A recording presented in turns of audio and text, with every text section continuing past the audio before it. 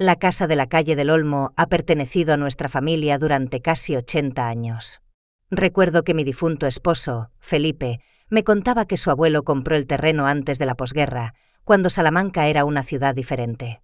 La casa de 2 plantas, con su amplio porche, techos altos y suelos de madera que crujen, es testigo de toda la vida de mi familia. Fue donde Felipe y yo criamos a nuestro único hijo, Carmelo, y donde celebrábamos nuestras bulliciosas cenas de Nochebuena cuando toda la familia se reunía. También es donde Felipe falleció tranquilamente mientras dormía hace 5 años, dejándome sola para vivir mis días entre estas paredes que guardan los ecos de nuestro pasado. Me llamo Guadalupe Hitos y tengo 68 años. Trabajé toda mi vida como maestra de primaria en Salamanca hasta que me jubilé hace 2 años.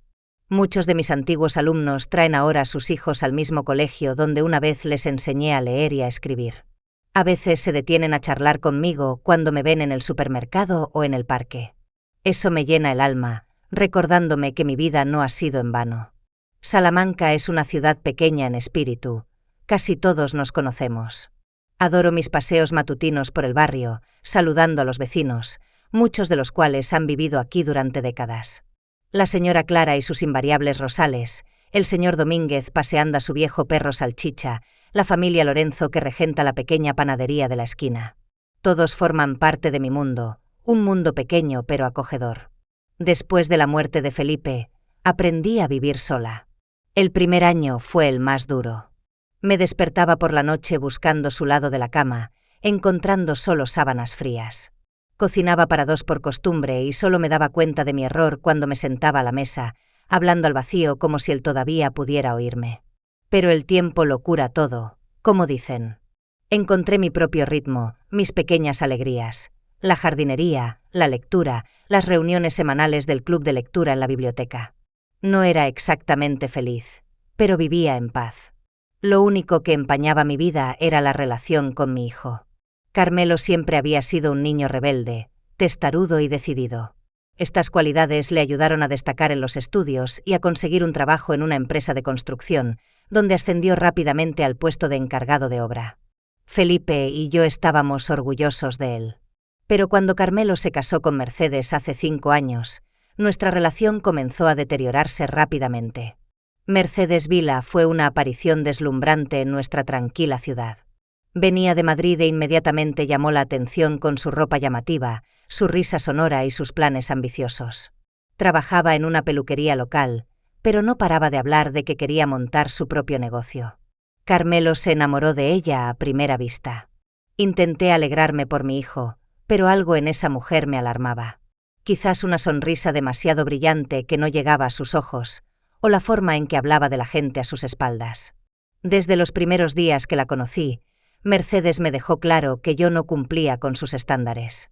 Lupe, empezó a llamarme inmediatamente con ese diminutivo que yo no soportaba. Eres tan auténtica. Pero sabes, un poco de maquillaje y un corte de pelo moderno podrían hacer maravillas, incluso a tu edad. Yo sonreía y le agradecía el consejo, aunque por dentro quería recordarle que había vivido lo suficiente como para saber quién era y qué aspecto quería tener. Mi pelo canoso recogido en un moño sencillo, mis pantalones cómodos y mis blusas de colores discretos eran mi elección, no el resultado de mi ignorancia sobre las tendencias actuales. Con cada visita, Mercedes se volvía más y más crítica. Recorría mi casa, chasqueando la lengua al ver los muebles antiguos y las sencillas fotos familiares enmarcadas. «Esta casa es una mina de oro», dijo un día, de pie en medio del salón. «La ubicación, los metros cuadrados. Si la vendieras e invirtieras en el negocio adecuado, podrías asegurar el futuro de toda la familia». No dije nada, pero pude ver el brillo codicioso en sus ojos. Después de la boda, las visitas se hicieron menos frecuentes. Carmelo siempre tenía excusas: el trabajo, las reformas en su nueva casa, planes para el fin de semana. Cuando venían, Mercedes me miraba de arriba abajo e invariablemente encontraba algo de lo que quejarse. «Lupe, ese peinado te echa 10 años encima. Si tuviera mi propio salón, podría transformarte tanto que Carmelo no reconocería a su propia madre». Carmelo solía reírse y decir algo como: «Deja en paz a mamá, ella es de la vieja escuela». Eso me dolía aún más, como si ser de la vieja escuela significara ser anticuada, incapaz de cambiar. Y sin embargo, había pasado mi vida enseñando cosas nuevas a los niños, adaptándome a los cambios de programas y tecnología. Incluso aprendí a usar el smartphone y las redes sociales, algo que muchas de mis contemporáneas evitaban. Felipe siempre fue un amortiguador entre mi hijo y yo.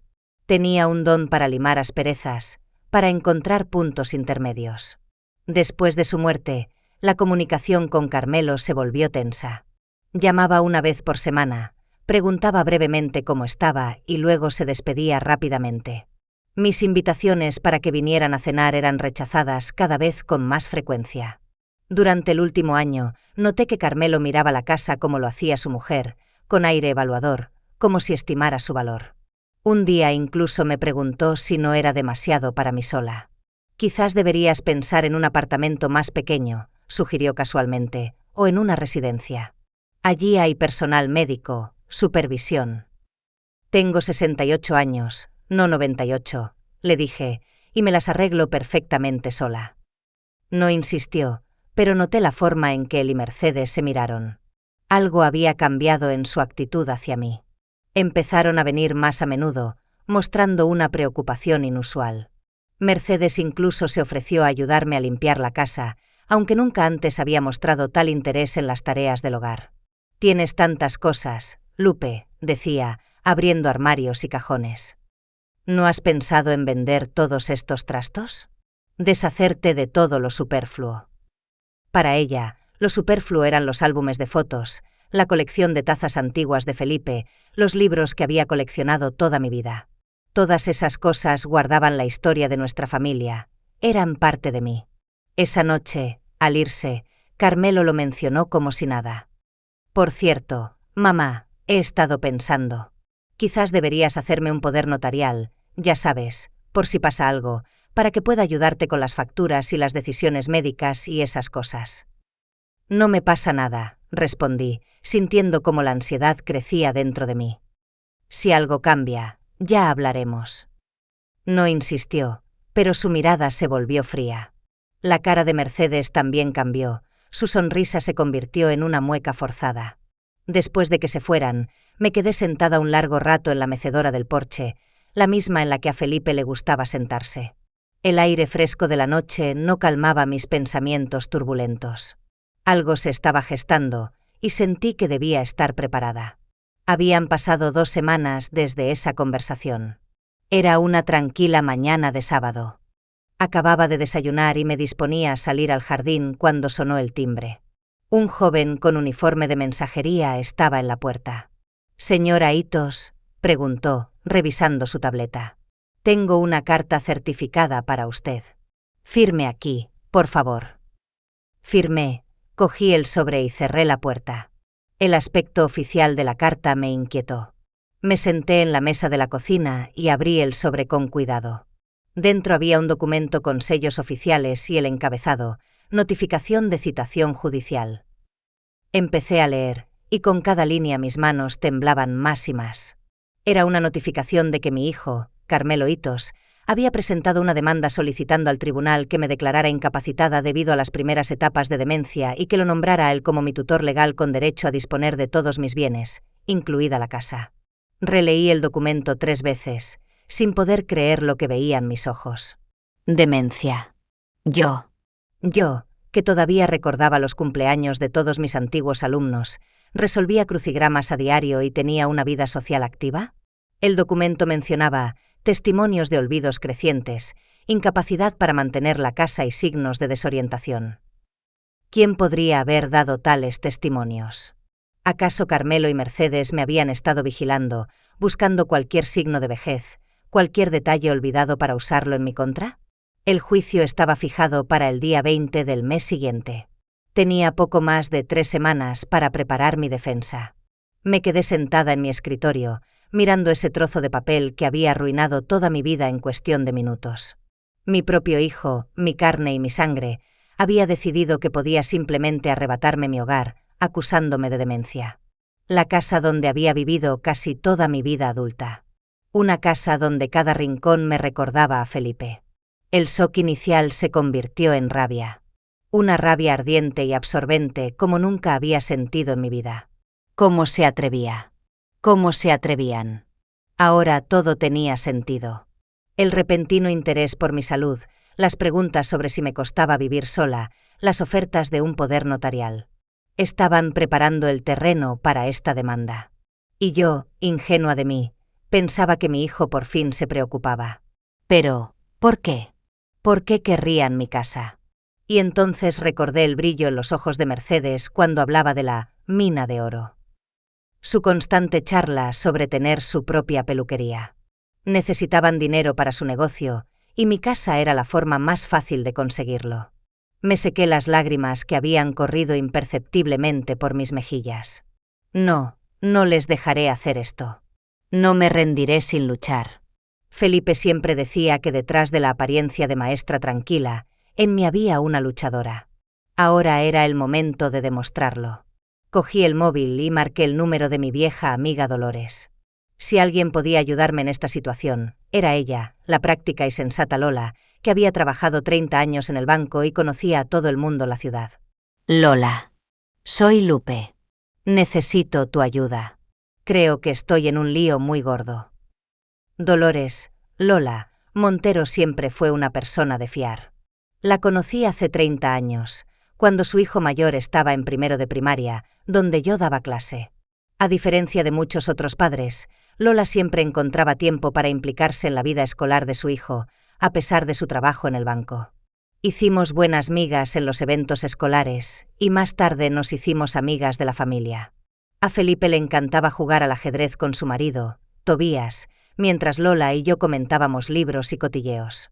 Ahora, años después, nuestra amistad no ha hecho más que fortalecerse. Después de la muerte de Felipe, Lola estuvo a mi lado, ayudándome a sobrellevar el duelo y la soledad. Pasaba cada fin de semana con algo de repostería casera, me arrastraba a dar paseos cuando yo estaba dispuesta a quedarme en casa días enteros, sumida en mis recuerdos. Sabía que podía confiarle cualquier cosa. Y sin embargo, cuando la llamé esa mañana de sábado, mi voz temblaba de humillación y dolor. Contarle a alguien, incluso a tu mejor amiga, que tu propio hijo te considera una anciana senil era insoportablemente vergonzoso. Estoy allí en 20 minutos, dijo Lola, tras escuchar mi relato atropellado. No hagas nada, solo espérame. Llegó incluso antes de lo prometido. Era una mujer baja y enérgica, con el pelo corto, entrecano y unos astutos ojos marrones.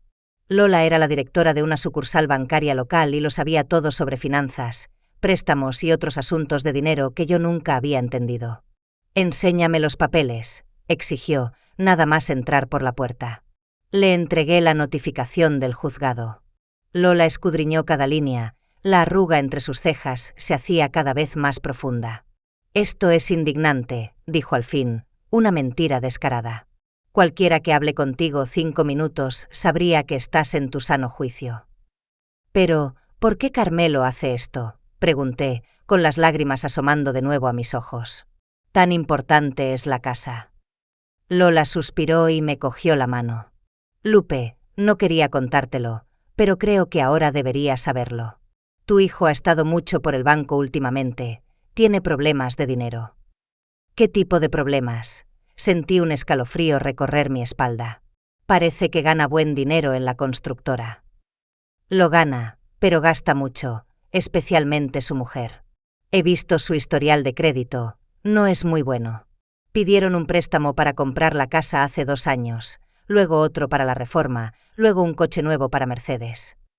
Escuchaba y no podía creerlo. Carmelo siempre había sido ahorrador. Felipe le había enseñado a valorar cada euro, a guardar para tiempos difíciles. ¿Tanto lo había cambiado Mercedes?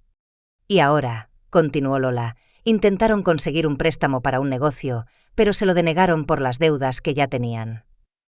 «Un préstamo para un negocio», recordé a Mercedes hablando siempre de su propio salón. «Sí, para abrir una peluquería. La magia de Mercedes, así se supone que se llamaría. Tú no era vino con un plan de negocio. Ambicioso, debo añadir. Un salón de lujo, con todos los servicios, desde cortes de pelo hasta tratamientos de spa». Negué con la cabeza. Todo encajaba. El banco les había denegado el préstamo y ahora habían encontrado otra forma de conseguir el dinero. Mi casa. ¿Qué debo hacer, Lola? Lo primero es contratar a un buen abogado. Conozco a uno, no es el más caro, pero tiene mucha experiencia. Hernán Prieto. Se especializa precisamente en este tipo de casos. Asentí, sacando mi libreta para apuntar el nombre. Además, Lola bajó la voz como si alguien pudiera oírnos. Yo investigaría los antecedentes de tu nuera si fuera tú. Vino de Madrid, ¿verdad? ¿Qué hacía allí? ¿De dónde viene su experiencia en el negocio de los salones? ¿Crees que hay algo turbio? No lo sé, respondió Lola con sinceridad, pero algo me dice que vale la pena escarbar un poco más. Sabes, Tobías tiene un amigo que es detective privado. Un detective privado. Trabajaba en la policía, ahora está jubilado, pero a veces acepta investigaciones privadas. Teodoro Reyes. Podría conseguirte su contacto. Me mordí el labio, dudando. ¿Un detective privado? Sonaba a algo sacado de una novela negra. Pero, por otro lado, si Carmelo y Mercedes iban a jugar sucio, quizás yo debería usar todos los medios a mi alcance. De acuerdo, decidí finalmente. Averigualo, por favor. Lola sonrió y me apretó la mano. Haces bien, Lupe. No vamos a dejar que te quiten la casa. No después de todo lo que has pasado. El lunes por la mañana, ya estaba sentada en el modesto despacho de Hernán Prieto. Su sala de espera era pequeña, con muebles desgastados y persianas anticuadas en las ventanas. Pero el abogado en sí me impresionó. Era un hombre alto, de unos 50 años, con unos penetrantes ojos azules y una forma de hablar tranquila y segura. Señora Hitos, dijo después de revisar los documentos. Estos casos, por desgracia, no son infrecuentes. Los hijos que quieren hacerse con el control del patrimonio de sus padres a menudo recurren a acusaciones de incapacidad. Pero no se preocupe, tenemos tiempo para prepararnos.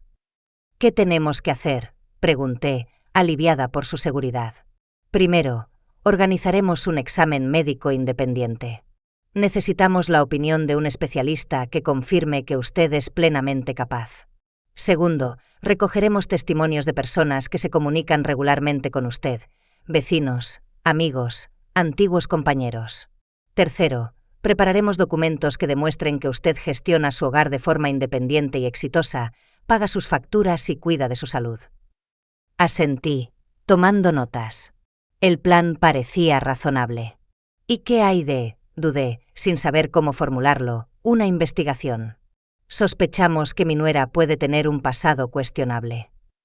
Hernán tamborileó con los dedos sobre la mesa, pensativo. En estos casos, cualquier información puede ser útil. Si quiere contratar a un detective privado, no me opongo, pero tenga en cuenta que no tendrá una relación directa con su caso de competencia. No es una prueba directa. Entiendo, pero creo que es importante saber con quién estoy tratando. En ese caso, adelante.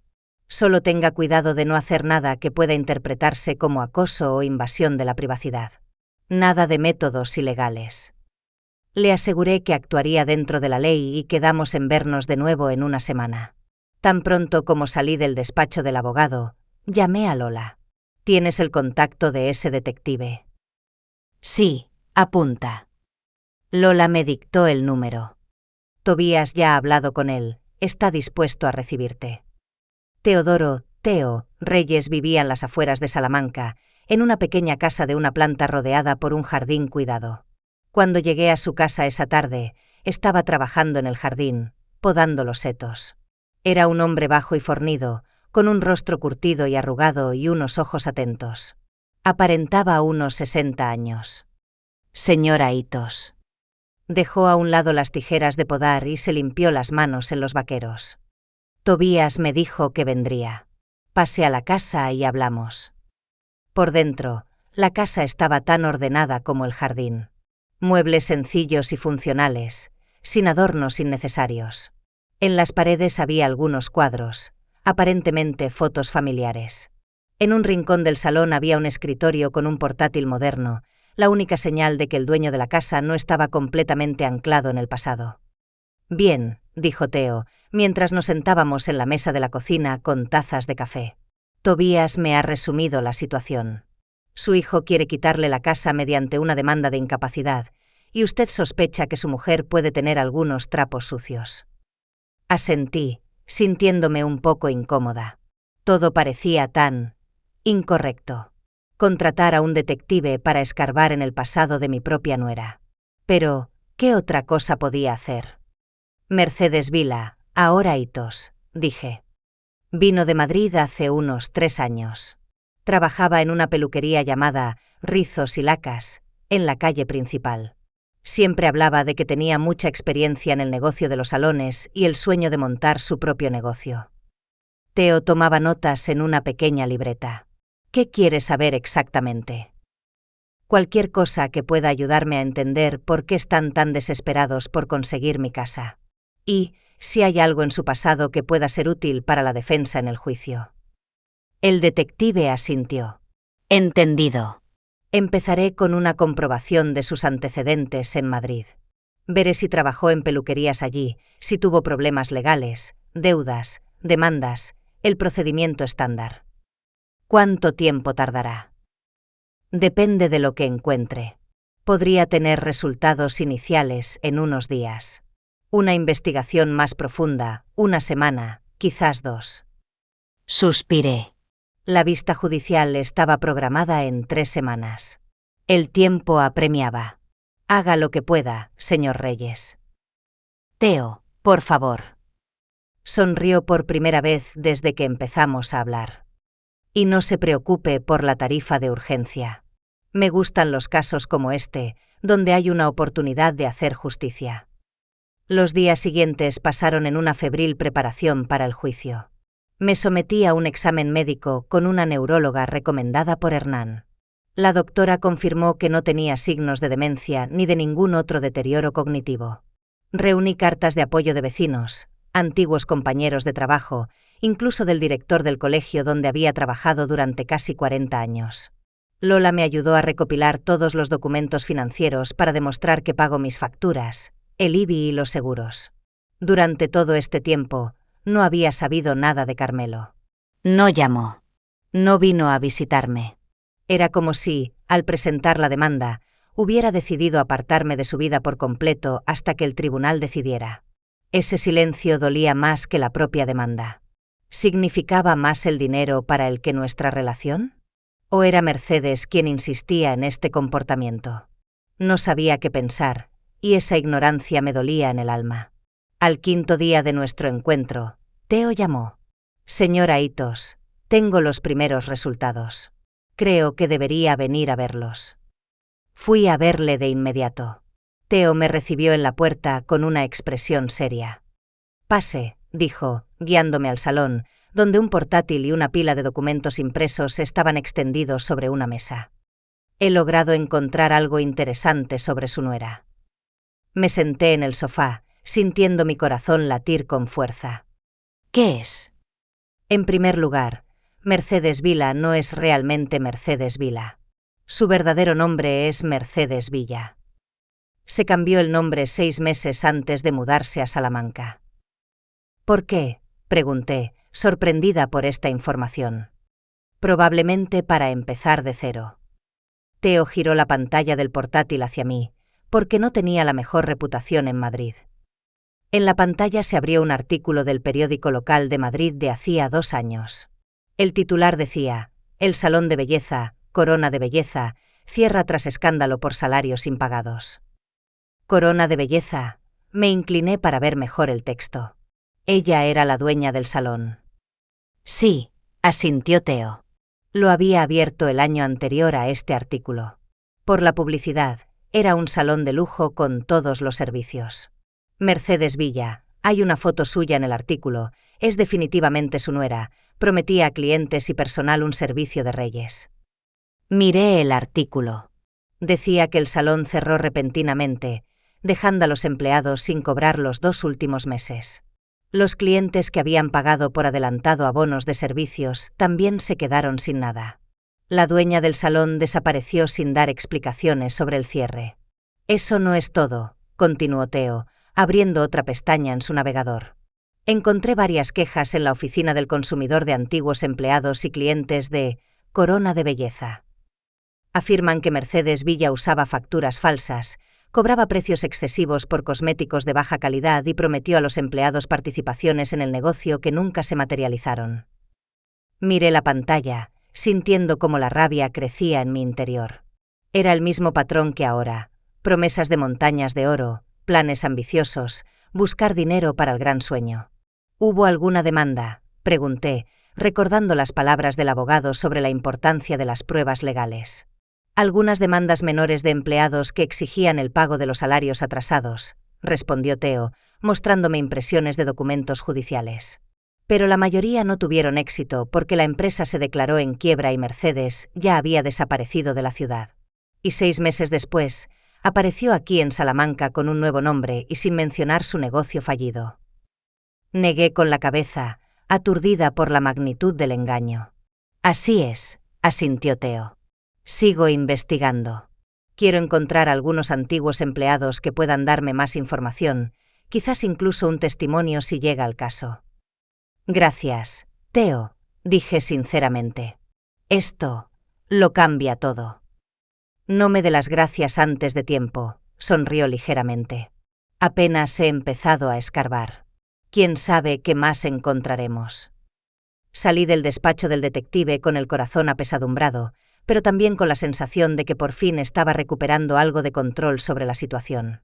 Ahora sabía con quién estaba tratando.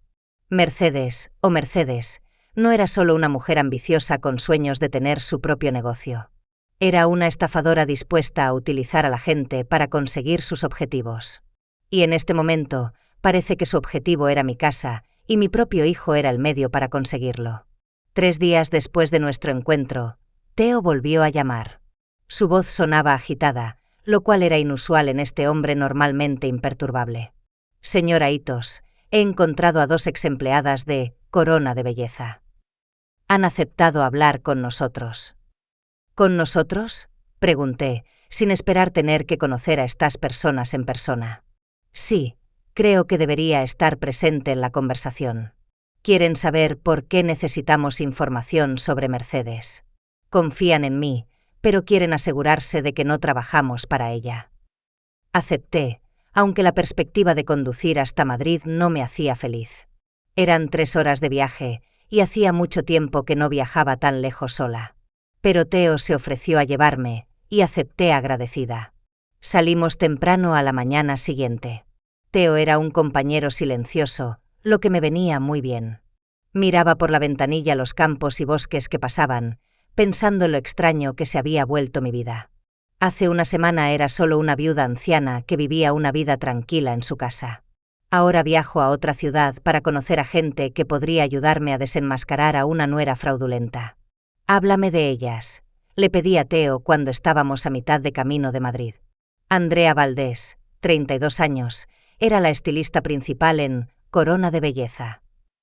Había trabajado en otros salones de Madrid antes, y tenía buena reputación en los círculos profesionales. Fabián Torres, 27 años, esteticista, especializado en tratamientos de spa y cuidado de la piel. Ambos trabajaron en el salón desde que abrió y ambos sufrieron cuando cerró. ¿Sufrieron de qué manera? Financiera y reputacionalmente. Mercedes los convenció de dejar sus trabajos anteriores con la promesa de salarios altos y participaciones en el negocio. Cuando el salón cerró, se quedaron sin cobrar 2 meses. Es más, Fabián pidió un préstamo para invertir en el salón. Mercedes le convenció de que era una gran inversión. También perdió ese dinero. Negué con la cabeza, luchando por contener mi ira. ¿Cuántas vidas había arruinado esa mujer con sus maquinaciones? Y ahora tenía como objetivo mi casa, usando a mi hijo como herramienta. ¿Y su reputación?, pregunté, recordando las palabras de Theo. Cuando el salón cerró tan abruptamente, algunos clientes pensaron que los empleados estaban conchavados con la dueña, especialmente aquellos que compraron abonos y cheques regalo. Se corrió la voz en la comunidad de la belleza de Madrid de que no se podía confiar en los que trabajaron en Corona de Belleza. A Andrea y Fabián les costó mucho encontrar nuevos trabajos. Esta historia solo fortaleció mi determinación. Tenía que detener a Mercedes antes de que hiciera más daño, no solo a mí, sino a mi hijo y posiblemente a otros en Salamanca que pudieran ser sus próximas víctimas. Llegamos a Madrid sobre el mediodía y fuimos directamente a la cafetería El Farol Verde, donde nos esperaban los exempleados de Corona de Belleza. El establecimiento estaba situado en un barrio tranquilo, lejos de las rutas turísticas. Era acogedor y no estaba abarrotado por dentro, el lugar perfecto para una conversación así. Teo localizó a Andrea y Fabián sentados en una mesa en el rincón más alejado.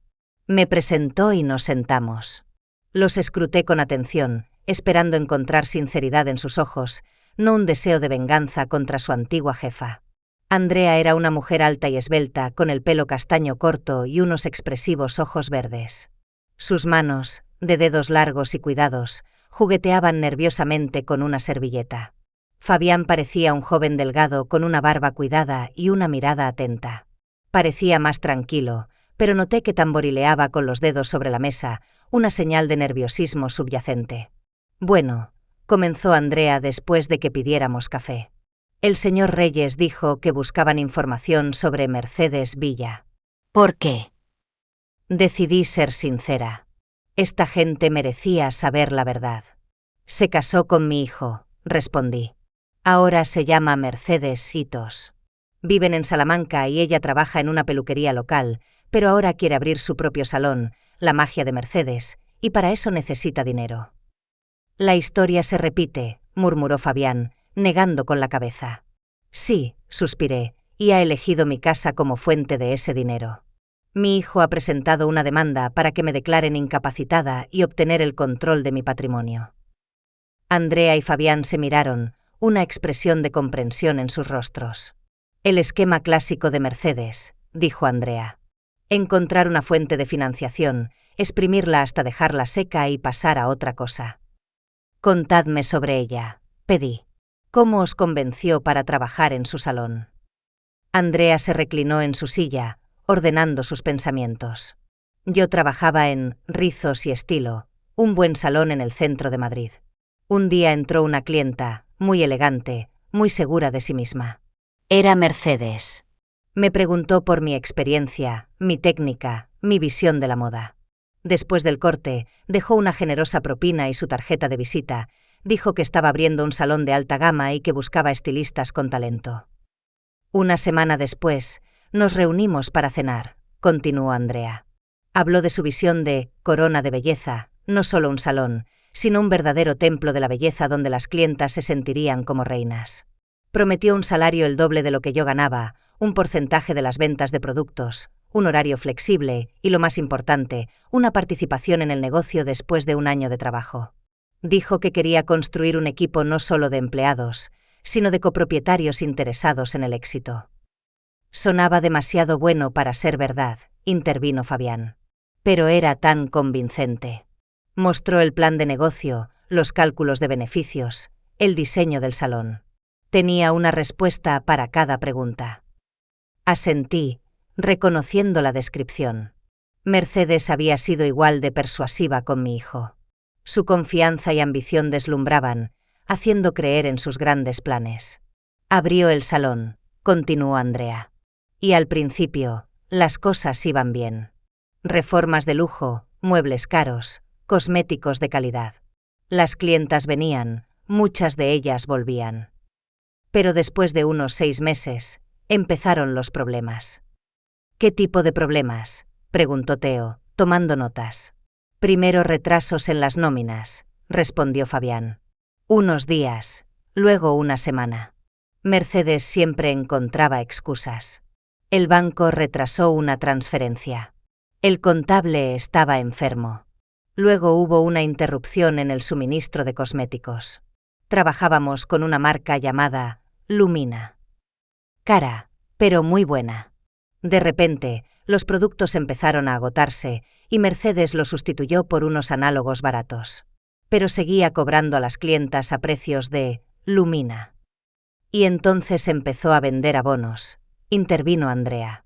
Pases de servicio anuales con un gran descuento. Muchas clientas se acogieron a la promoción, pagando por adelantado los servicios.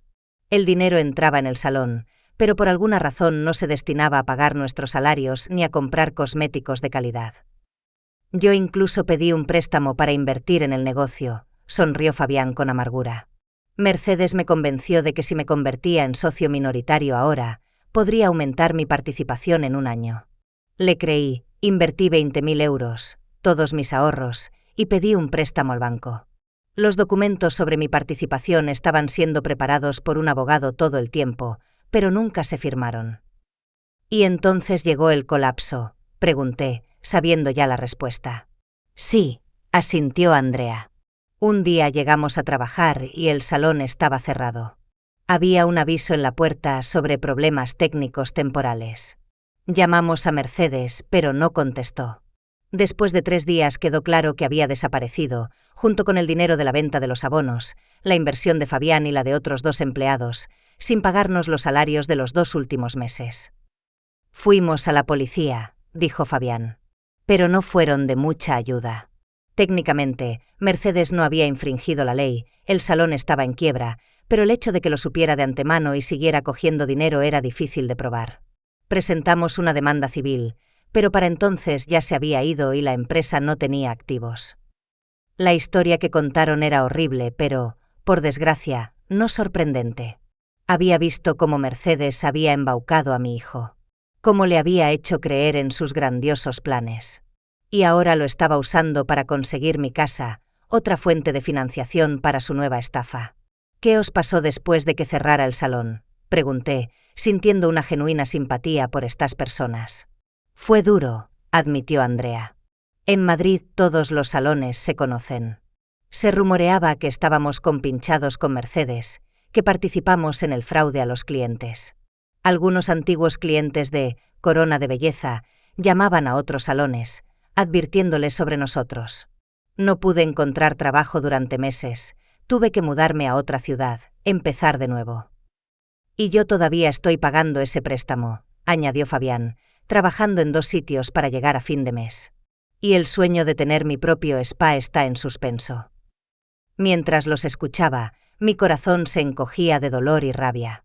Esta mujer había destrozado sus sueños, robado su dinero, manchado su reputación, y ahora iba a hacer lo mismo con mi hijo y conmigo. Quiero detenerla, dije con firmeza. Detenerla antes de que destruya más vidas. Pero para eso, necesito vuestra ayuda. ¿Qué quieres que hagamos exactamente?, preguntó Fabián, inclinándose hacia adelante. Testificar, respondió Teo en mi lugar, en el juicio si es necesario, sobre lo que pasó en Madrid, sobre su modus operandi, sobre cómo engañó a la gente.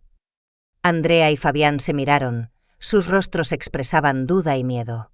No estoy segura de querer volver a meterme con ella, dijo Andrea lentamente. Me costó mucho tiempo reconstruir mi vida después de Corona de Belleza. Lo entiendo, dije suavemente. Y no lo pediría si no estuviera desesperada. Esta casa es todo lo que me queda. Es donde he vivido con mi marido durante 30 años, donde crié a mi hijo. No puedo dejar que Mercedes me la quite usando falsas acusaciones de incapacidad. ¿Y tu hijo?, preguntó Fabián. ¿Sabe él quién es ella en realidad?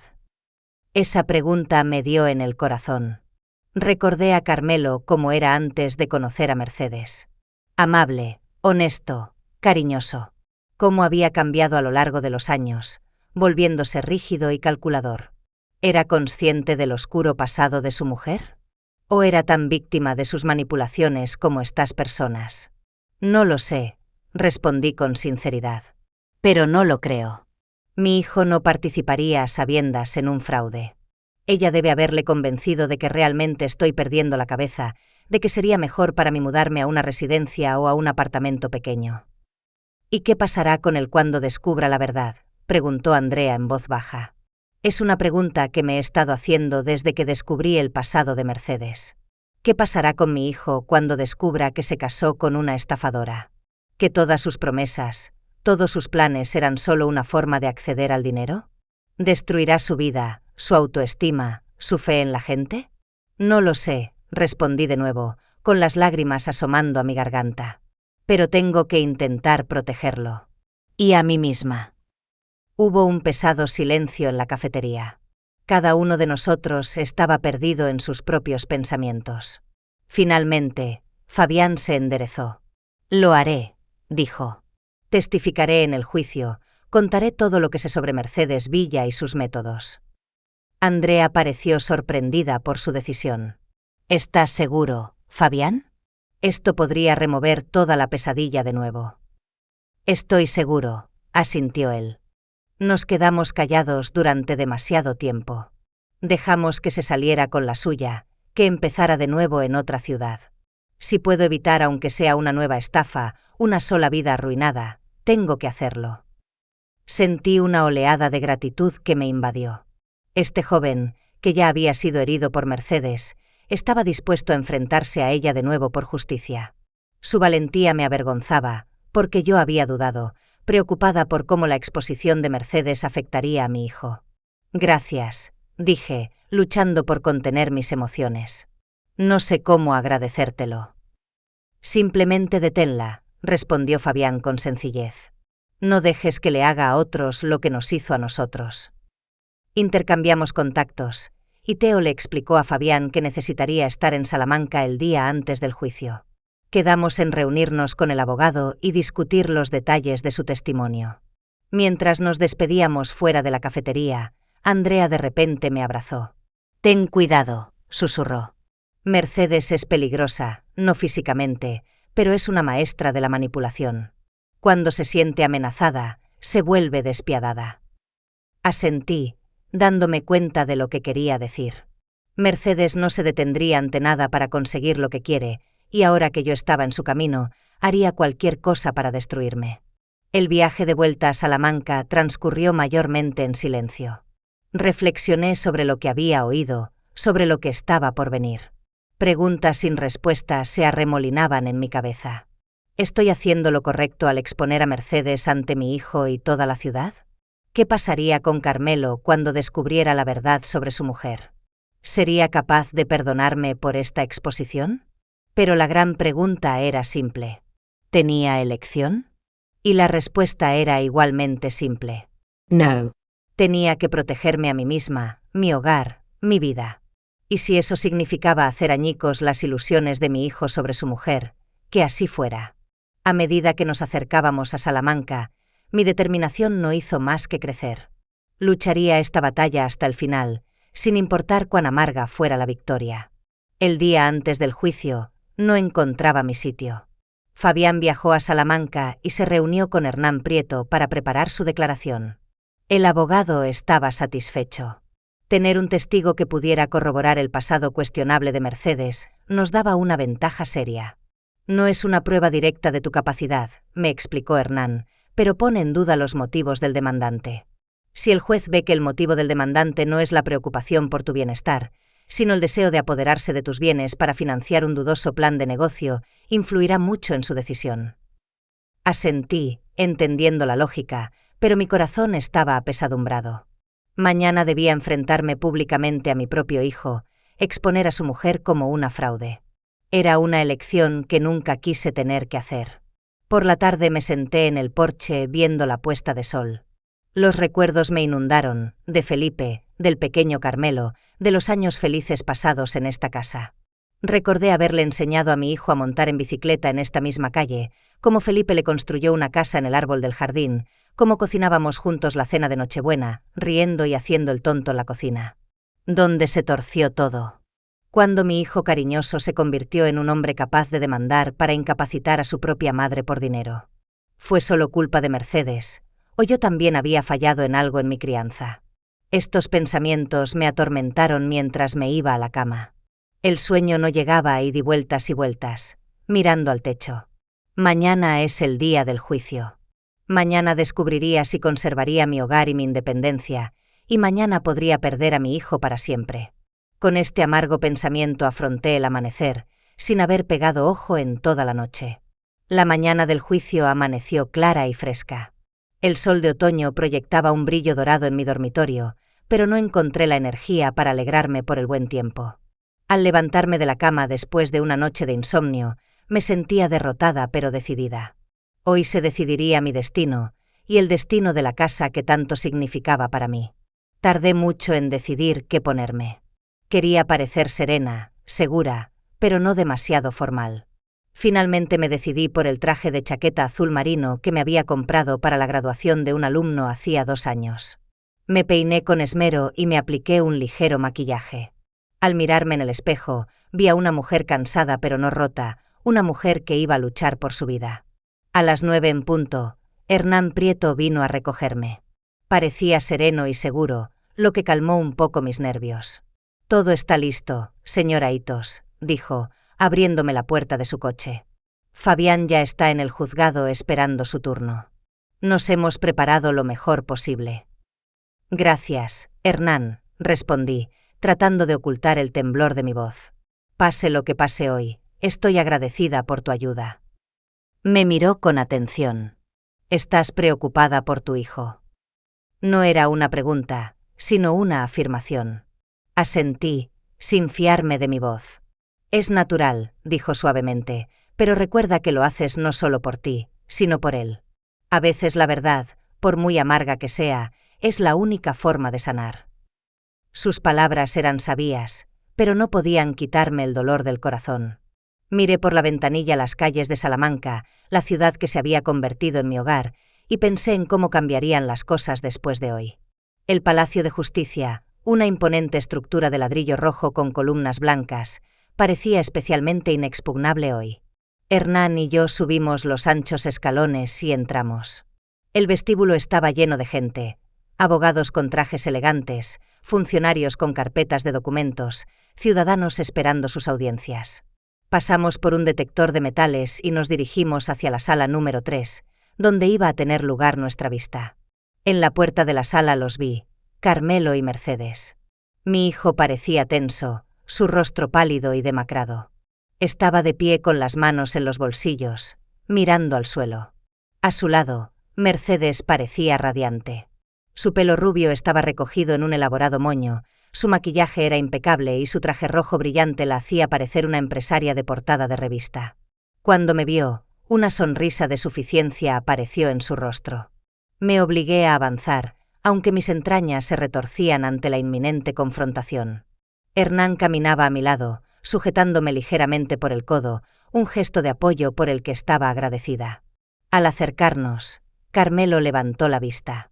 Nuestras miradas se encontraron por un momento y vi en sus ojos una extraña mezcla de emociones, determinación, duda y algo parecido a la vergüenza. Rápidamente desvió la mirada sin decir una palabra. Mercedes, por otro lado, dio un paso adelante, bloqueándome el paso. «Lupe», dijo con fingida preocupación en su voz, «qué bien te ves hoy. Por fin has salido de esos horribles atuendos de anciana». Quise pasar de largo, ignorándola, pero ella se inclinó y susurró para que solo yo pudiera oírla. «Pronto esta horrible casa será una mina de oro. Ya he encontrado a alguien dispuesto a pagar el doble del precio de mercado por esta ubicación». Sus palabras me golpearon como una bofetada. Sentí que la sangre se me iba del rostro, pero me obligué a mantenerme erguida para no mostrar cuánto me había herido. «Nos vemos en la sala, Mercedes», dije en voz baja, enfatizando su verdadero nombre. Hubo un destello de alarma en sus ojos por un momento, pero rápidamente se recompuso y se rió. «Ay, Lupe, estás bastante confundida, una prueba más de lo mucho que necesitas nuestra ayuda». Hernán tiró suavemente de mi codo, alejándome de esta desagradable escena. Entramos en la sala y tomamos nuestros asientos. Unos minutos después, entraron Carmelo, Mercedes y su abogado, un joven con expresión arrogante. Se sentaron en la mesa de enfrente. Intenté no mirarlos, concentrándome en mis manos cruzadas sobre el regazo. Hernán me explicaba en voz baja el procedimiento de la vista, pero apenas podía oír sus palabras. Mis pensamientos giraban en torno al pasado, al futuro, a la línea que estaba a punto de cruzar.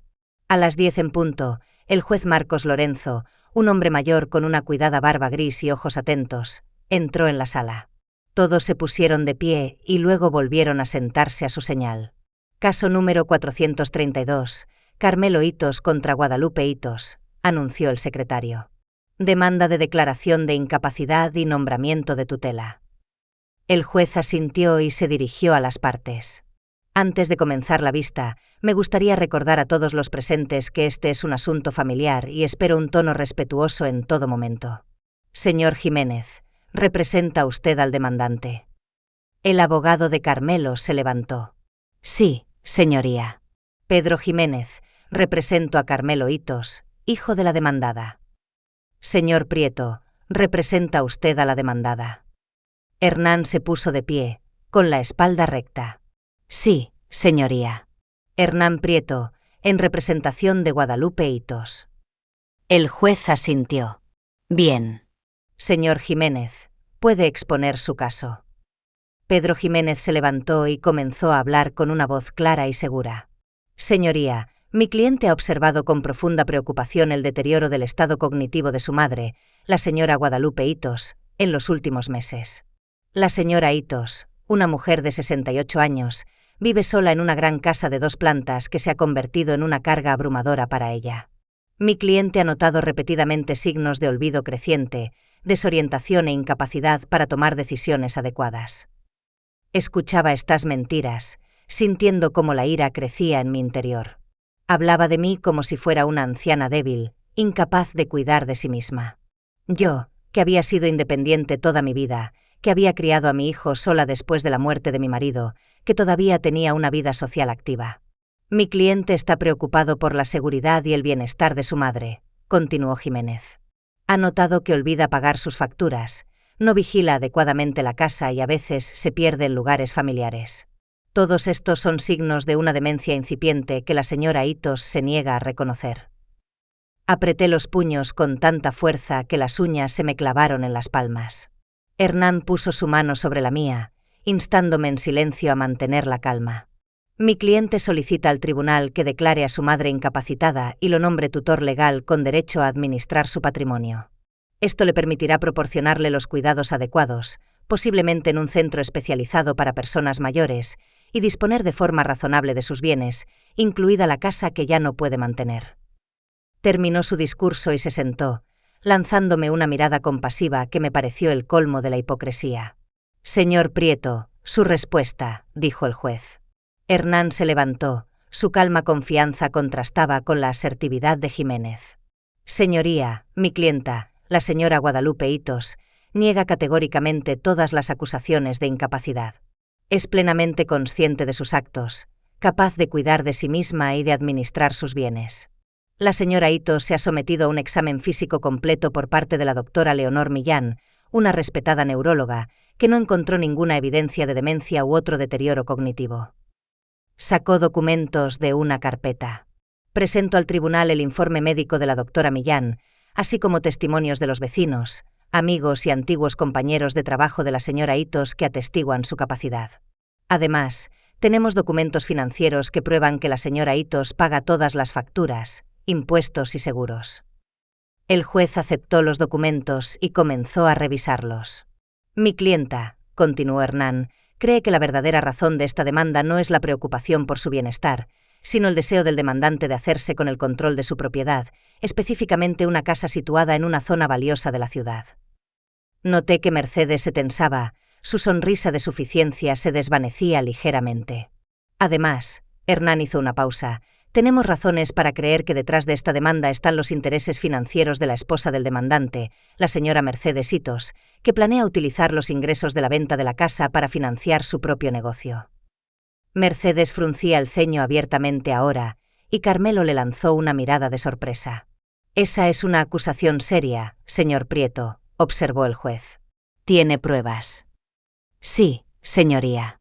Nos gustaría llamar a un testigo que puede arrojar luz sobre los motivos de esta demanda. El juez asintió. De acuerdo. Pero primero, me gustaría escuchar a las partes del caso. Señora Hitos, se dirigió a mí. Puede contarle al tribunal sobre su vida, sobre cómo se las arregla en su día a día. Me levanté sintiendo que me temblaban las rodillas, pero cuando empecé a hablar, mi voz sonó firme. Señoría, soy Guadalupe Hitos. Tengo 68 años. Me jubilé hace 2 años después de 40 años como maestra de primaria. Vivo sola en una casa que perteneció a mi difunto marido y antes a sus padres. Me ocupo plenamente de mí misma. Cocino, limpio, Cuido el jardín. Tengo una vida social activa, participo en un club de lectura, voy a conciertos, me relaciono con amigos. Describí mi semana típica, cómo gestiono mis finanzas, cómo mantengo mi casa en orden. El juez escuchaba atentamente, a veces haciendo preguntas aclaratorias. Cuando terminé, me dio las gracias y se dirigió a Carmelo. Señor Itos, me gustaría escucharle ahora. Dígame por qué cree que su madre necesita tutela. Carmelo se levantó, evitando mi mirada. Señoría, quiero a mi madre, comenzó con incertidumbre, y por eso estoy preocupado por ella. Últimamente, he notado un cambio en su comportamiento. Se ha vuelto olvidadiza, a veces repite las mismas historias, sin recordar que ya las ha contado. La casa se ha vuelto demasiado grande para ella. Veo que no puede con la limpieza, con el jardín. Sus palabras sonaban aprendidas de memoria, como si repitiera lo que le habían dicho que dijera. Le miré a la cara y vi a un hombre desgarrado por un conflicto interno. Solo quiero que esté segura, terminó, que la cuiden adecuadamente, que no la dejen sola en una casa grande y vacía. El juez le hizo varias preguntas sobre casos concretos de mi supuesto olvido o incapacidad para cuidarme. Carmelo respondió vagamente, sin ejemplos específicos. Esto no pasó desapercibido para el juez. Señora Itos, se dirigió a Mercedes, ¿y usted ha notado algún signo de deterioro cognitivo en su suegra? Mercedes se enderezó, su rostro adoptó una expresión de genuina preocupación. Oh sí, señoría. Lupe se ha vuelto tan despistada. Una vez olvidó que teníamos una cita. Otra vez no recordaba el nombre de un vecino con el que ha vivido en la misma calle durante años. Y su casa está en un estado terrible. Polvo por todas partes, el jardín descuidado. No era la casa que recordaba cuando fui por primera vez. Cada palabra que decía era una mentira, hábilmente mezclada con medias verdades. Sí, había olvidado la cita porque Carmelo había cambiado la hora en el último momento y no me había avisado. Sí, había tartamudeado al recordar el nombre de mi vecino porque había tenido un día difícil y estaba cansada, y la casa y el jardín estaban siempre en perfecto orden. Felipe me había enseñado el valor de la limpieza y el confort. Después de que las partes hablaran, el juez llamó a los testigos. Hernán pidió que se llamara a Fabián Torres. Mientras Fabián entraba en la sala, observé atentamente la reacción de Mercedes. Al principio pareció perpleja, sin reconocerlo. Al fin y al cabo, habían pasado unos años y él había cambiado. Pero cuando el secretario anunció su nombre, vi cómo el color se le iba del rostro. Se enderezó, los ojos se le abrieron de par en par por la conmoción, y luego se entrecerraron en un gesto malicioso. Fabián prestó juramento y se sentó en el banquillo de los testigos. Parecía nervioso pero decidido. Señor Torres, comenzó Hernán. Cuéntele al tribunal cómo conoció a la señora Mercedes Itos, antes conocida como Mercedes Villa. Fabián respiró hondo y comenzó su historia. La conocí hace 3 años en Madrid. En ese momento, se hacía llamar Mercedes Villa y estaba abriendo una peluquería llamada Corona de Belleza. Yo trabajaba como esteticista en otro salón cuando me ofreció un trabajo con un salario más alto y la promesa de una participación en el negocio. Describió cómo Mercedes le convenció para que invirtiera sus ahorros en el salón con la promesa de montañas de oro, cómo pidió un préstamo para convertirse en socio de su negocio, cómo contrató a otros profesionales con talento, prometiéndoles altos salarios y un porcentaje de las ventas. Las cosas iban bien al principio, continuó Fabián. El salón era precioso, los clientes entraban, pero después de unos meses empezaron los problemas. Retrasos en las nóminas, sustitución de cosméticos de calidad por equivalentes baratos, decisiones financieras extrañas. Miré la cara de Mercedes. Se había vuelto pétrea, sus labios apretados en una fina línea. Carmelo parecía confundido, cambiando su mirada de Fabián a su mujer y viceversa. Y entonces empezó a vender abonos anuales con un gran descuento, le dijo Fabián. Muchos clientes los compraron pagando por adelantado. Pero en lugar de invertir ese dinero en el salón, pagar salarios o comprar cosméticos, aparentemente se lo embolsó. Un día llegamos a trabajar y encontramos el salón cerrado. Mercedes había desaparecido sin pagarnos los salarios de 2 meses, sin devolver mi inversión y sin cumplir sus obligaciones con sus clientes. Hernán presentó documentos al tribunal, copias de contratos de trabajo, extractos bancarios que mostraban las transferencias de dinero de Fabián al salón, denuncias policiales por salarios impagados, demandas de clientes estafados. «Señor Torres», preguntó Hernán, «¿qué efecto tuvo el cierre de Corona de Belleza en usted y en los demás empleados?» «Catastrófico», respondió Fabián con sinceridad. «Perdí todos mis ahorros y todavía estoy pagando ese préstamo. Mi reputación profesional sufrió. Mucha gente en Madrid pensó que los empleados estábamos compinchados con Mercedes. Tuve que mudarme a otra ciudad, empezar de cero. Y sé que no fui el único que sufrió. Todos los empleados de Corona de Belleza se encontraron en una situación similar». Hubo un silencio total en la sala durante esta historia. Vi a la gente presente en la vista mirarse con asombro. Carmelo estaba sentado con la cabeza gacha, los hombros caídos, y Mercedes parecía que estaba a punto de explotar de rabia. El abogado de Carmelo intentó desacreditar el testimonio de Fabián durante el contrainterrogatorio, insinuando que podría tener motivos personales para calumniar a Mercedes. Pero Fabián se mantuvo tranquilo y seguro. Su historia era coherente y estaba respaldada por la documentación. Cuando Fabián terminó de testificar, el juez decretó un breve receso. Vi a Carmelo y Mercedes discutir furiosamente en un rincón de la sala, sus rostros tensos, sus gestos bruscos. El abogado intentaba calmarlos, pero sin éxito. Hernán se me acercó. «Todo va bien», dijo en voz baja. «El testimonio de Fabián ha causado una fuerte impresión en el juez, y tu hijo también parece conmocionado». Asentí, sintiéndome extrañamente vacía. Esto era lo que había estado buscando, la exposición de Mercedes, la oportunidad de conservar mi hogar. Pero la victoria parecía agridulce. Podía ver cómo el mundo de mi hijo se desmoronaba, su familia se hacía polvo. Después de un receso, el juicio se reanudó. Ahora era el turno del abogado de Carmelo de presentar a los testigos. Pero para mi sorpresa, Pedro Jiménez se levantó y se dirigió al juez. «Señoría, mi cliente desea hacer una declaración». El juez, sorprendido, asintió. «Por favor, señoritos». Carmelo se levantó. Parecía como si hubiera envejecido 10 años en una hora. Su rostro estaba pálido, sus ojos enrojecidos. «Señoría, me gustaría retirar mi demanda», dijo en voz baja pero firme. Un susurro de sorpresa recorrió la sala. Mercedes se levantó de un salto, su rostro contorsionado por la ira. «¿Qué estás haciendo?», siseó. «Ya casi lo teníamos». «Siéntese, señora Hitos», dijo el juez con severidad. «Señor Hitos, ¿está seguro de su decisión?». Carmelo asintió. «Sí, señoría. Yo fui engañado. Mi madre es plenamente competente y esta demanda nunca debería haberse presentado». El juez lo miró con atención. «Entiende que retirar la demanda en este caso significa admitir que sus acusaciones originales eran falsas». «Sí, señoría», respondió Carmelo sin levantar la vista. «Estoy dispuesto a asumir la responsabilidad de mis actos». El juez se dirigió a las partes. «En vista de la retirada de la demanda, considero este caso cerrado.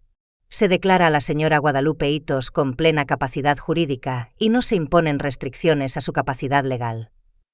«Caso desestimado», anunció el juez Lorenzo, golpeando el mazo. «Se declara a la señora Guadalupe Hitos con plena capacidad jurídica y no se imponen restricciones a su capacidad legal. El demandante ha retirado su demanda por considerarla infundada. Gracias a todos». Estas palabras sonaron como música para mí, pero la alegría de la victoria se vio ensombrecida por lo que vi frente a mí. Mercedes, cuyo rostro había pasado del pálido al carmesí de la ira, se levantó de un salto. Su peinado perfecto estaba deshecho y sus ojos lanzaban rayos. «Es una conspiración», gritó, señalando con un dedo tembloroso primero a mí, luego a Fabián. «Están conspirando contra mí. Todo lo que ese hombre ha dicho es mentira. Me ha estado acosando durante años por venganza personal». «Señora Hitos», dijo el juez con severidad, «le pido que se calme. Esta sesión ha terminado y cualquier otra payasada de este tipo puede ser considerada desacato». Pero Mercedes no pareció oírle. Se volvió hacia Carmelo, que seguía sentado con la cabeza gacha. ¿Y tú? Su voz temblaba de rabia.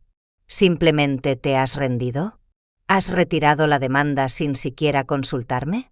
Todo por lo que habíamos trabajado, todo lo que podríamos haber conseguido. Basta, Mercedes, dijo Carmelo en voz baja pero firme. Simplemente basta. Ella lo miró durante unos segundos con una expresión de total incredulidad, luego se dio la vuelta y salió corriendo de la sala, dejando a todos atónitos. Hernán tiró suavemente de mi codo. Vámonos, señora Hitos. No hay nada más que hacer aquí. Asentí, a punto de irme, pero algo me hizo detenerme. Carmelo seguía sentado en la mesa, tan quieto como una estatua. Su abogado le decía algo, pero él no parecía oír. No podía simplemente irme sin decirle una palabra. Espera un minuto, le dije a Hernán y me dirigí hacia mi hijo. Al acercarme, Carmelo levantó la cabeza. Tenía los ojos rojos, una mezcla de dolor, vergüenza e ira. Carmelo, empecé, sin saber qué decir a continuación. Siento lo que ha pasado. Me miró durante unos segundos, luego sonrió con amargura. ¿Qué lo sientes? Tú lo sientes. Su voz era tranquila pero llena de amargura. Acabas de arruinar mi familia, mi vida, y lo sientes. Sus palabras me golpearon como una bofetada. Esperaba muchas cosas. Remordimiento, vergüenza, incluso resentimiento. Pero no esta acusación. Yo he arruinado tu familia, cuestioné, sintiendo una oleada de ira crecer en mi interior. Tú presentaste una demanda para quitarme mi casa, declarándome loca, y la culpa es mía. Podrías haber hablado conmigo, dijo, levantándose. Contarme lo que descubriste sobre Mercedes, pero en lugar de eso elegiste la humillación pública. Arrastraste a un hombre de su pasado al juicio, hiciste que aireara sus trapos sucios delante de toda la ciudad. Cuando se suponía que debía hablar contigo, Carmelo, intenté mantener la calma, pero mi voz temblaba. ¿Cuándo dejaste de coger el teléfono? ¿O cuando me enviaste una citación judicial en lugar de venir a discutir tus preocupaciones sobre mi salud? Desvió la mirada, pero continuó obstinadamente. No tienes ni idea de lo que has hecho. Toda la ciudad hablará de ello. ¿Cómo se supone que voy a mirar a la gente a la cara? ¿Cómo voy a construir una carrera aquí cuando todo el mundo sabe que mi mujer es una estafadora? ¿Y cómo se suponía que iba a mirar yo a la gente a la cara si hubieras conseguido lo que querías? Contraataqué. Cuando todo el mundo pensara que soy una anciana senil que no puede cuidar de sí misma. ¿Pensaste en eso antes de presentar la demanda? Estábamos uno frente al otro, separados no solo por el espacio físico, sino por un abismo de incomprensión y resentimiento. Mi hijo, mi carne y mi sangre, me miraba como si yo fuera el enemigo. Y en ese momento me di cuenta de que nuestra relación podría no volver a ser la misma. Tengo que irme, dijo finalmente Carmelo. Necesito encontrar a Mercedes, hablar con ella, aclarar todo esto. Por supuesto, respondí en voz baja. Ve. Pasó a mi lado sin mirar atrás. Sus hombros estaban tensos, su espalda recta como si llevara una pesada carga. Lo miré alejarse, sintiendo que se me encogía el corazón. La victoria en el tribunal de repente parecía una victoria pírrica, al precio de mi relación con mi único hijo. Hernán me esperaba fuera de la sala.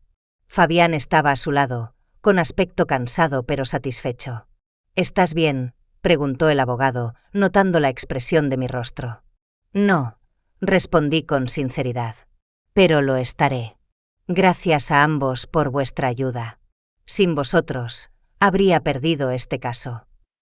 No habrías perdido nada, dijo Hernán en voz baja. Tenías todas las pruebas médicas, los testimonios de vecinos y compañeros. Incluso sin la información sobre el pasado de la señora Hitos, el juez probablemente habría fallado a tu favor. Pero ahora, añadió Fabián, Mercedes sabe que su pasado puede salir a la luz en cualquier momento. Eso la detendrá de hacer más estafas, al menos en Salamanca.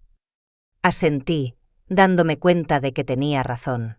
Por muy dolorosa que fuera esa verdad para mi son, protegía no solo a mí, sino probablemente a muchas otras víctimas potenciales de Mercedes también. Fabián, no sé cómo agradecértelo, dije. Viniste de otra ciudad, Te arriesgaste a tener problemas por mi culpa. No por tu culpa, sonrió débilmente. Por la justicia. Había vivido demasiado tiempo con la idea de que se había salido con la suya. Ahora me siento aliviado. Intercambiamos contactos y prometí avisarle si había alguna novedad sobre Mercedes. Luego Hernán me llevó a casa. Durante todo el camino, miré por la ventanilla las calles familiares de Salamanca, tratando de asimilar lo que había sucedido hoy. Había conservado mi hogar, mi independencia, pero había perdido a mi hijo, al menos por un tiempo. Cuando llegamos a mi casa, de repente me sentí increíblemente cansada. Todos los acontecimientos de las últimas semanas, desde la citación judicial hasta la vista de hoy, pesaban sobre mí. Agradecí a Hernán por todo y subí lentamente los escalones del porche. La casa me recibió con silencio. Me quité el abrigo, entré en la cocina y puse la tetera mecánicamente. Todo parecía igual que antes. Las mismas paredes. Los mismos muebles. Los mismos cuadros en las paredes. Pero algo había cambiado sutilmente. ¿O había cambiado yo? Preparando el té, salí al porche con una taza. Era una tarde tranquila de otoño y el sol ya se estaba poniendo, tiñendo el cielo de tonos dorados y rosados. Me senté en la vieja mecedora de Felipe y respiré hondo, dejando que la tensión abandonara lentamente mi cuerpo. Había ganado. La casa seguía siendo mía. Pero la victoria era amarga, teñida de pérdida y soledad. Pensé en Carmelo, en sus palabras en el tribunal. ¿Realmente creía que estaba demandando por mi bien? ¿O era una mentira conveniente que se contaba a sí mismo para justificar sus acciones? ¿Y qué pasaría con él y Mercedes ahora? ¿Será capaz de perdonarla por su engaño? ¿O su matrimonio se desmoronará bajo el peso de las revelaciones? La idea de que yo podría haber causado el divorcio de mi hijo era dolorosa. Pero, ¿no era mejor saber la amarga verdad ahora que seguir viviendo una mentira? No me di cuenta de que oscurecía. Estaba sentada en el porche, absorta en mis pensamientos, cuando oí el sonido de un coche que se detenía. Mi corazón dio un vuelco. ¿Volvía Carmelo a hablar conmigo? Pero no era su coche. Una camioneta desconocida se detuvo frente a la casa y de ella salió Teo Reyes. Subió al porche, sosteniendo una carpeta.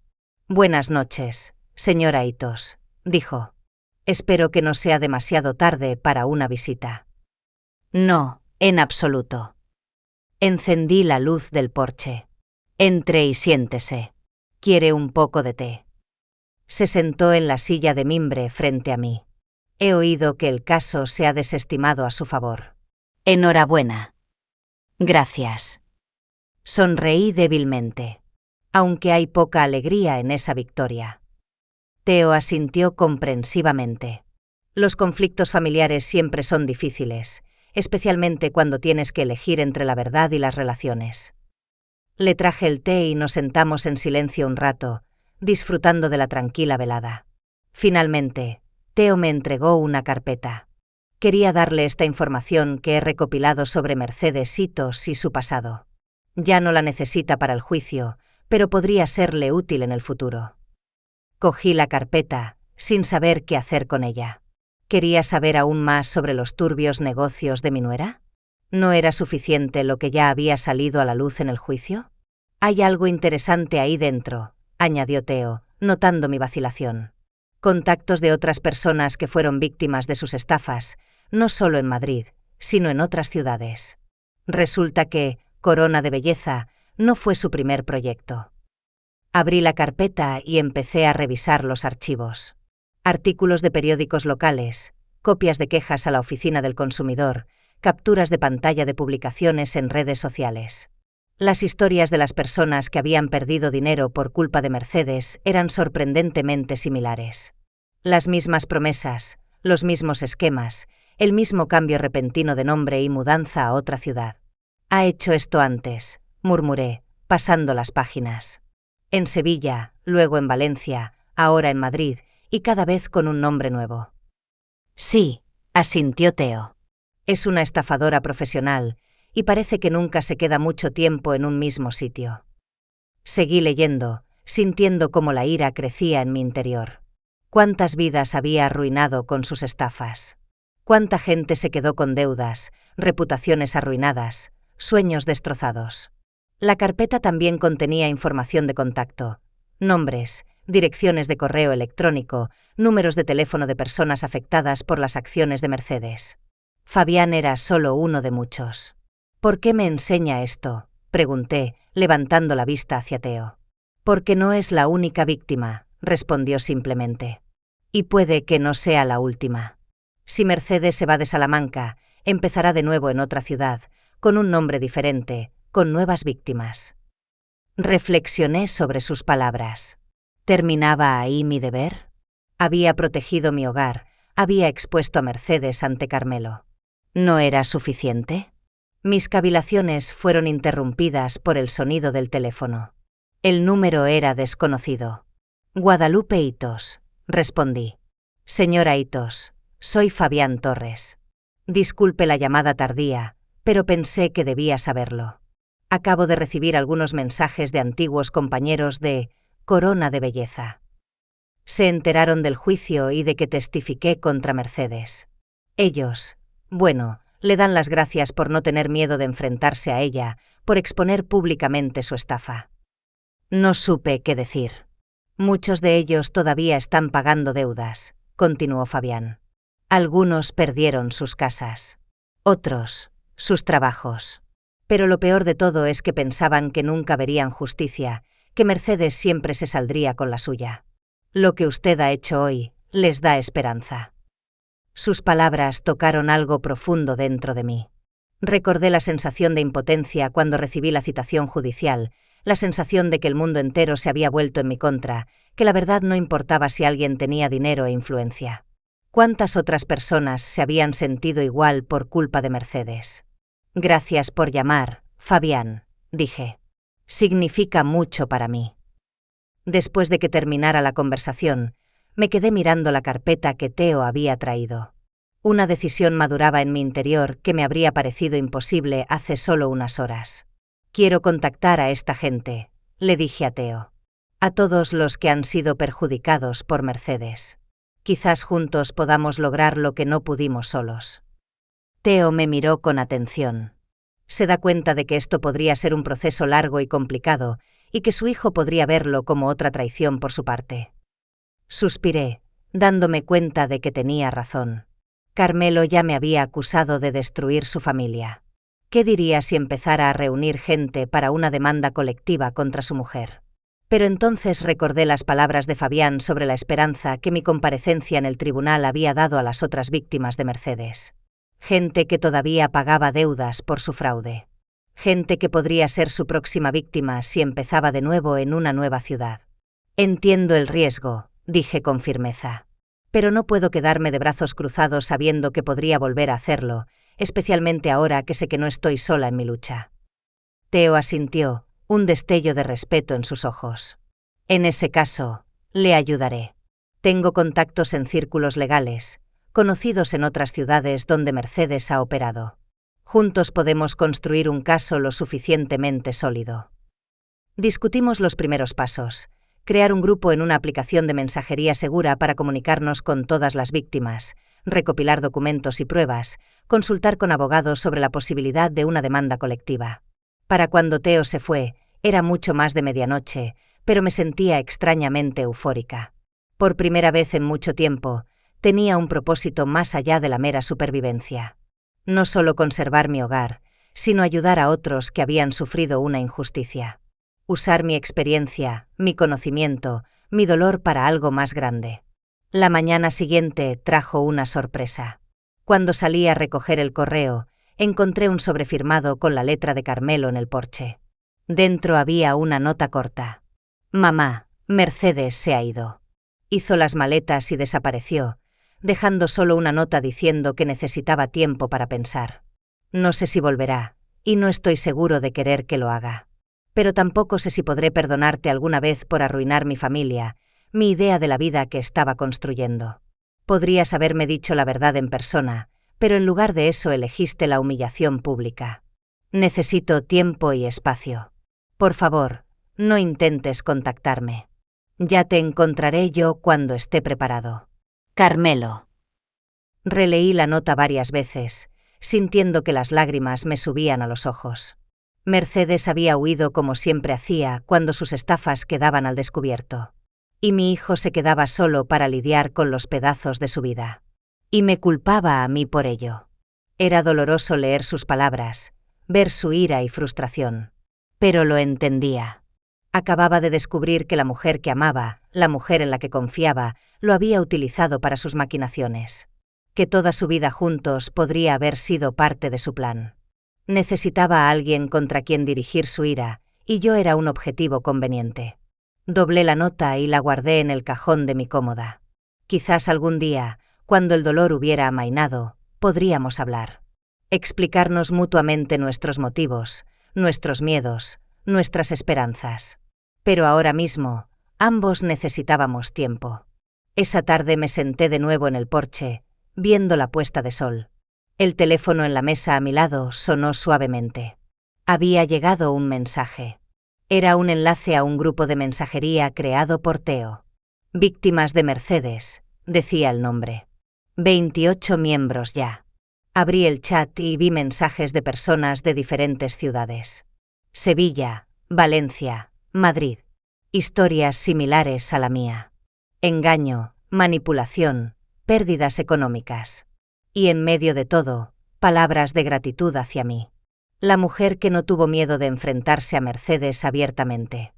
Gracias por su valentía, señora Hitos, escribió la mujer de Sevilla. Nos ha dado la esperanza de que la justicia es posible, añadió un hombre de Valencia. Me quedé mirando estos mensajes y sentí un calor que se extendía por mi interior. Sí, la victoria fue amarga. Sí, puede que haya perdido a un hijo, pero había ganado algo nuevo. Una comunidad de personas unidas por un dolor común y un propósito común. Gente a la que podía ayudar con mi experiencia y mi determinación. Empecé a escribir una respuesta, sintiendo que mis dedos temblaban ligeramente de emoción. Hola, mi nombre es Guadalupe Hitos. Entiendo vuestro dolor, vuestra rabia, vuestra impotencia. He pasado por lo mismo. Pero ahora estamos juntos, y juntos conseguiremos justicia, no solo para nosotros, sino para aquellos que podrían ser las próximas víctimas. Estoy con vosotros hasta el final de este viaje. Después de enviar el mensaje, me recliné en mi silla, mirando las estrellas que empezaban a aparecer en el cielo nocturno. Tenía por delante un largo viaje, lleno de dificultades y quizás más pérdidas. Pero por primera vez en mucho tiempo, sentí que iba en la dirección correcta. Que mi dolor y mis experiencias podían ser una fuerza para cambiar las cosas. En ese momento, me di cuenta de que al proteger mi hogar, no solo había conservado un techo sobre mi cabeza. Había encontrado un nuevo propósito, un nuevo sentido a la vida. Y por muy alto que fuera el precio, no me arrepentía de mi elección.